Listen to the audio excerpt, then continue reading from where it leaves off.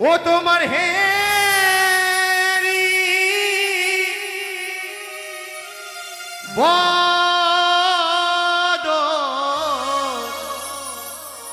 এ হরষিত তোমার হে হরষিত মন তোমার। এসো বেহুলা, তুমি আমার কাছে এসো, এসো। কেশো বলি দেখি প্রিয় তোমার হারিয়ে যা মর তোমার। এসো, আমার তুমি আমার কাছ থেকে দূরে থেকো না গো। আর মুখমণ্ডল দেখি তোমার পূর্ণিমার চাঁদ তোমার। এসো, আমার করে আমার কাছ থেকে তুমি দূরে থেকো না গো।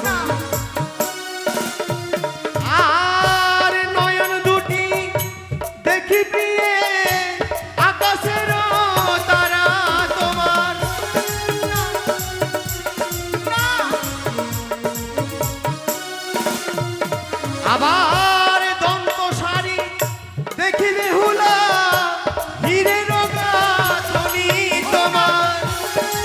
এসো, তুমি আমার কাছে এসো বেহুলা। আসবে না? বেশ বেহুলা বেশ, আমি বুঝতে পেরেছি বেহুলা, এই বাসর ঘরে তুমি আমাকে রতিদান করবে না। আর তুমি আমায় কথা দিয়েছো আমি যা চাই তুমি আমাকে তাই দেবে। তাই আমি চেয়েছি তোমার কাছে রতি, যদি আমাকে রতি দান না করো এই বাসর ঘরে আমি তোমার কাছ থেকে জোর করে আদায় করে নেব। ও তোমার হে হরষিত মন তোমার। আমার কাছে এসো বেহুলা, ঘুরে থেকো না। এসো, এসো। আমায় ছুঁয়ো না, ছুঁয়ো না নাথ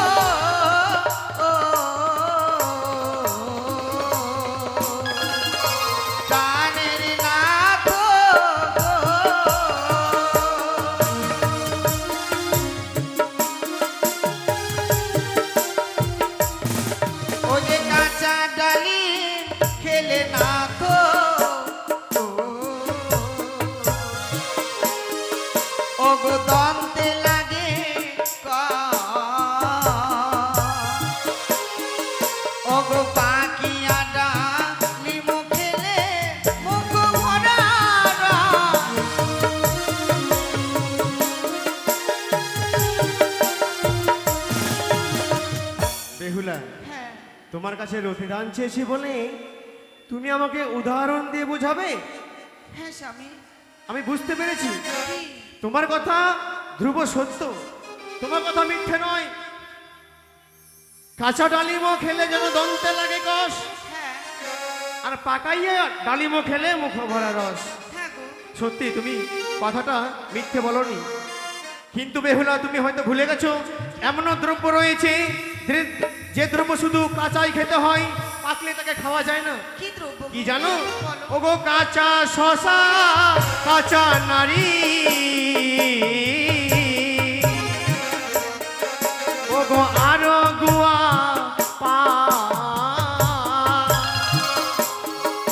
আরে সেই সব বস্তু খেলে প্রিয়ে শীতল হবে প্রাণ, কথা না বলো। যেমন বেহুলা শশা যদি গাছের মধ্যে পেকে যায় তাকে কিন্তু কেউ খায় না, তাকে ছুঁড়ে ফেলে দেয়। পান যদি পেকে যায় তাকে কিন্তু কেউ খায় না। তদ্রূপ হচ্ছে তুমি। তাই তুমি আমাকে কথা না বাড়িয়ে তুমি আমাকে রতিদান করো। তুমি হয়তো জানো না তাই ভাবে বলছো। ওগো বাসরে ঘরে যে বানারি গো,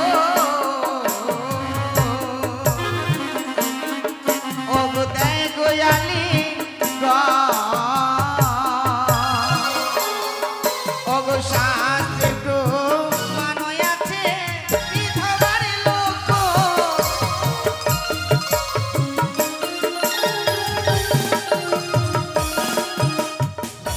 বাসর ঘরে যেবা নারী করে আলিঙ্গন, শাস্ত্রেতে লেখা রয়েছে বিধবার লক্ষণ। এই শাস্ত্রের বাণী, আমার বাণী নয়। তোমার কাছে আমার পাওনা আছে, তুমি আজকে আমাকে শাস্ত্র বোঝাচ্ছ। হ্যাঁ। বাহ, খুব ভালো। কেন? কিন্তু তুমি আমাকে যত শাস্ত্র বোঝাও না কেন, তোমার কাছ থেকে আমি অবশ্যই, তুমি যদি আমাকে মনে করো যে স্বামী হচ্ছে দেবতা, স্বামী পরম গুরু, তাই তুমি আমাকে এই রতিদান করবে, তোমার কথা আমি শুনতে চাই না বেহুলা, তুমি আমার কাছে এসো। তুমি হয়তো জানো না, কমল কলিকা পুষ্প মঙ্গলন্তহীন ভ্রমর তাহাতে না তো যায় না কোনোদিন। যদি হয় বিকশিত হয় কাল্পে, মধুর সন্ধানে ভ্রমর তাহাতেই বসে। যে পুষ্পের মাঝে মধু থাকে না, সংগ্ন করতে ভ্রমর কোনোদিনও যায় না। বেহুলা, তুমি বলতে চাইছো ফুলের মধ্যে মধু নেই? না গো, মধু ছাড়া ফুল তৈরি হয় না, তুমি কি এটা জানো?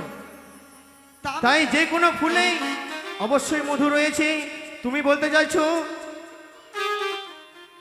ফুলে মধু নেই, তাই না? হ্যাঁ। না, আমি বিশ্বাস করি না, আমি বিশ্বাস করি না বেহুলা, তোমার কাছ থেকে আমি রতিদান নেবই। না গো, তুমি আমায় ক্ষমা করো।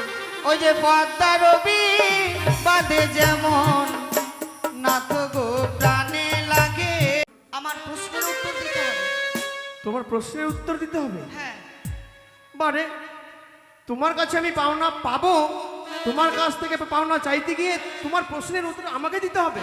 হ্যাঁ। আচ্ছা বলে দেখো তো। তাহলে দেবে তো? অবশ্যই দেবো। তুমি ভালো সুন্দর আমিও গো জানি, সিঁদুরের জন্ম স্বামী বলে দেবে তুমি।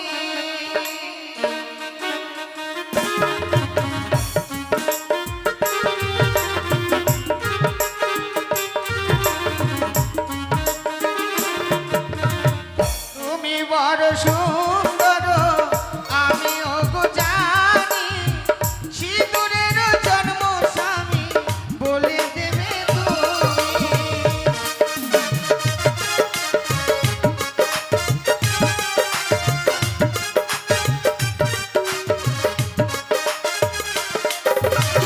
এই প্রশ্নের উত্তর যদি দিতে পারো, তাহলে তোমার কথা আমি রাখতে পারি। আসলে তুমি বড্ড চালাক, সত্যি তুমি চালাক। কেন? কেন জানো? কেন? এমনই প্রশ্ন করলে যেন আমি তোমাকে বলতে না পারি, আর তুমি আমাকে আমার পাওনা দেবে না। সত্যি তোমার মাথায় বুদ্ধি আছে। হ্যাঁ, তাহলে তুমি বলে দাও যে আমি পারবো না এই প্রশ্ন দিতে। শোনো বেহুলা, বলো। আমি তোমার স্বামী, আশা করি যদি মনে করো যে আমি তোমার থেকে বড়, তাহলে কিঞ্চিত মাত্র আমার কাছে কিছু আছে। তার মানে তুমি পারবে দিতে? তুমি ভালো সুন্দর সে কথা তো জানি, তোমার প্রশ্নের উত্তর দেব আজ আমি।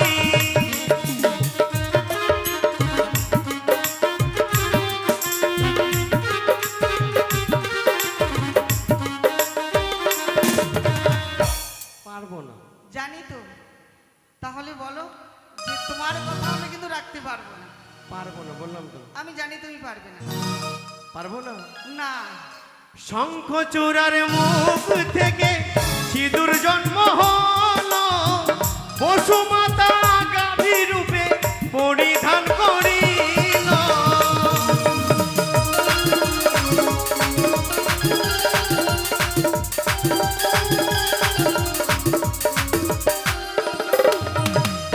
তুমি যদি মনে করো যে আমি প্রশ্ন করেছি, এমন প্রশ্ন করব উত্তর দিতে পারবে না, আর সে তার পাওনাও পাবে না। কিন্তু তুমি প্রশ্ন করতে ভুল করেছো, তাই সেটা আমি ঠিক করে দিলাম।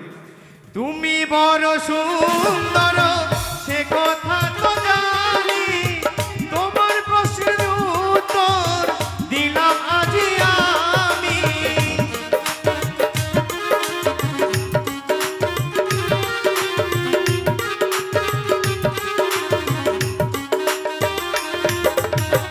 তাই বলি গো ও গো বেহুলা শোনো মোর বাণী, আমার পাওনা দাহ তুমি এই বাসর খানি। এসো, আমার প্রশ্ন আমি দিয়েছি কিন্তু। আরো আছে।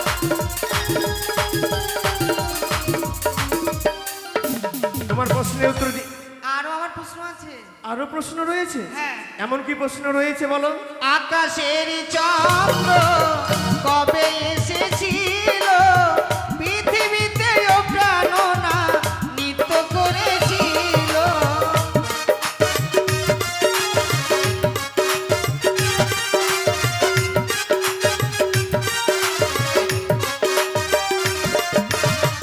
আকাশের চন্দ্র এই মাটির বুকে এসে কার বিয়েতে নৃত্য করেছিল?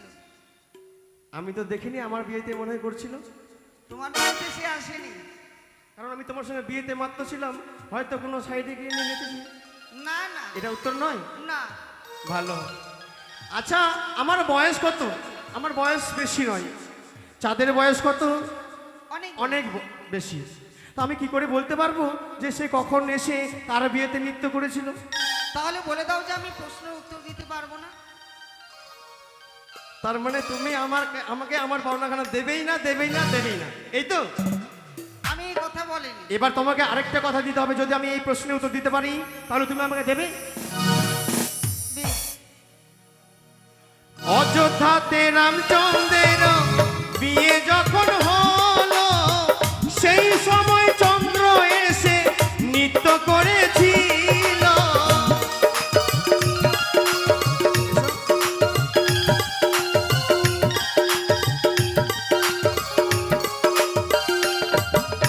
অযোধ্যাতে যখন শ্রীরামচন্দ্রের বিয়ে হয়েছিল, সেই সময় স্বয়ং চন্দ্র এসে নৃত্য করেছিল। তোমার প্রশ্নের উত্তর আমি দিলাম আজ ভালো। এসো এসো বেহুলা আমারও কাছে।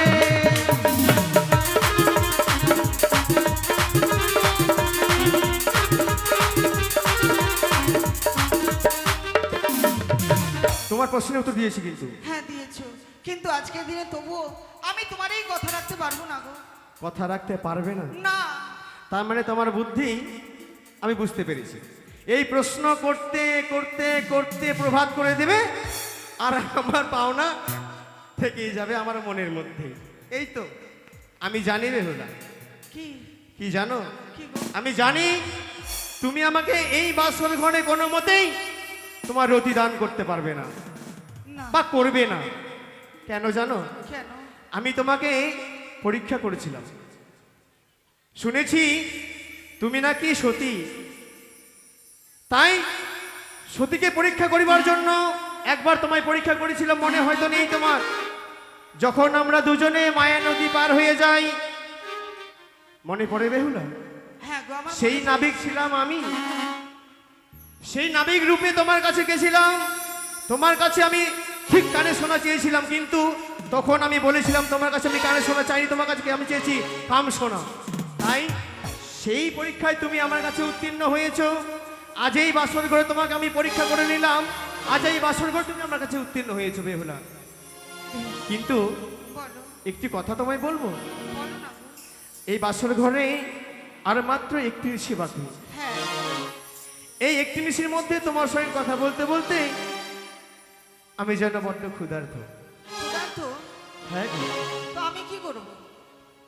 তুমি কি রন্ধন করবে দেখছি আমার- আজ বাসুর ঘরে বেহুলা লক্ষিন্দর এখনো জেগে রয়েছে। তাই তো লক্ষিন্দরের উদরে আমি ক্ষুধা জাগিয়ে দিলাম। বেহুলা, বলো। তুমি আমার জন্য রন্ধন করবে, আর আমি সোনার পালঙ্কে বসে তোমার রন্ধন আমি ভোজন করব। আমি রন্ধন কি রন্ধন করবো? কি রন্ধন করবে তুমি জানো না? না। বাহ, বেশ।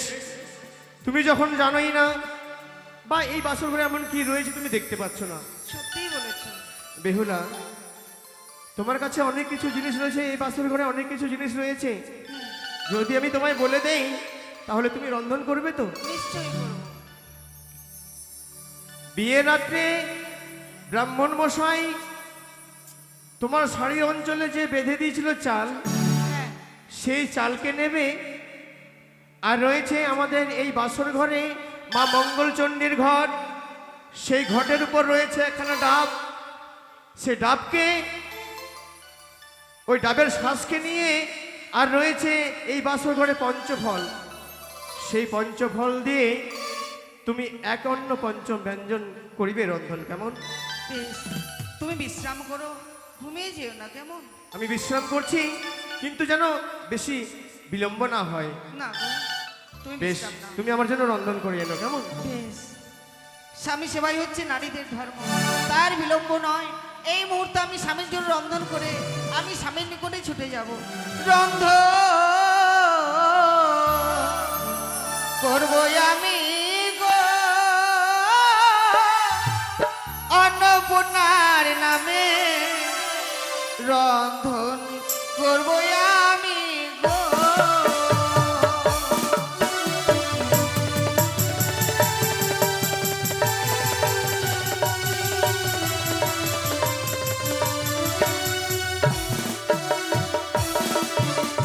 একে অন্ন পঞ্চম ব্যঞ্জন